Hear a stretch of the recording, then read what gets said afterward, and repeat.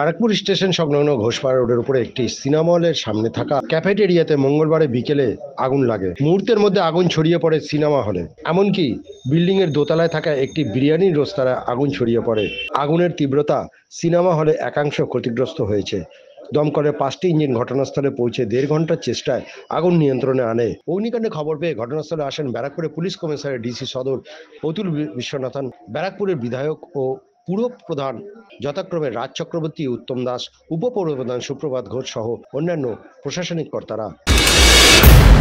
যে কাউন্টার রয়েছে ওদের আলাদা একটা রয়েছে, ওখান থেকে আগুন লেগে ট্রান্সফরমার বাস্ট করেছে। তারপর এক এক করে সব ধরেছে। কখন হলো এটা হয়েছে ওই আধা ঘন্টা 45 মিনিট আগে সব শেষ করে দিয়েছে। হ্যাঁ, সব ভেতরে লোক, সব জুডিও থেকে শুরু করে সিনেমা হলে সব ছিল। হ্যাঁ, সিনেমা লোক ছিল। আমরা যতটা বেরিয়েছি বার করে দিয়েছি।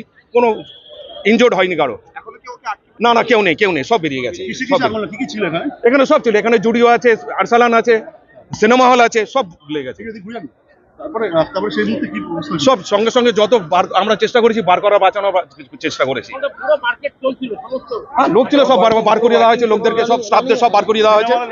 সিনেমা হলে লোক ছিল, সিনেমা হলে সব সেফ, সবাই আছে। আমি দেখলাম যতটা, আমি তো ওই সব দেখার সময় নেই। আমাকে নিজেকে বাঁচানোর, লোককে বাঁচানোর জন্য। এখন বলতে পারবো না কত লোক ছিল সিনেমা হলে, কত লোক। আমরা তো সিনেমা হলে ঢুকে দেখতে পাচ্ছি না।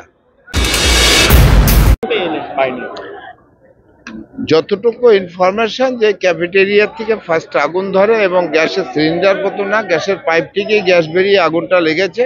তারপর সেই গ্যাসের আগুনটাই ছড়িয়ে গেছে। এখনো কোনো হতাহতের খবর পাওয়া যায়নি।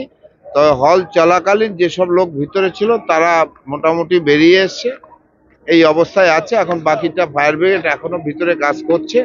এখন তারা বেরোলে ফুল রিপোর্টটা তাদের কাছে পাবে এবং কেন কিভাবে হলো না হলো পরে তদন্তের বিষয় রয়েছে, সেটা তদন্ত করে যেটা দেখবে আন্ডার কন্ট্রোল। দেখো, যেটা শুনলাম যে এখানে একটা ক্যাফেটেরিয়া রয়েছে, সেখান থেকে আগুনটা প্রথম শুরু হয়েছে। শুরু হওয়ার পরে কয়েক সেকেন্ডের মধ্যে স্প্রেড করে যায় আগুনটা। সঙ্গে সঙ্গে দমকল আসে। অলরেডি দমকলের 5টা-6টা গাড়ি রয়েছে এবং তারা রিফিল করেছে। প্রায় 11টা মতো দমকলের জল দিয়ে মোটামুটি কন্ট্রোলে এসছে। ভিতরে এখন এরা কাজ করছে।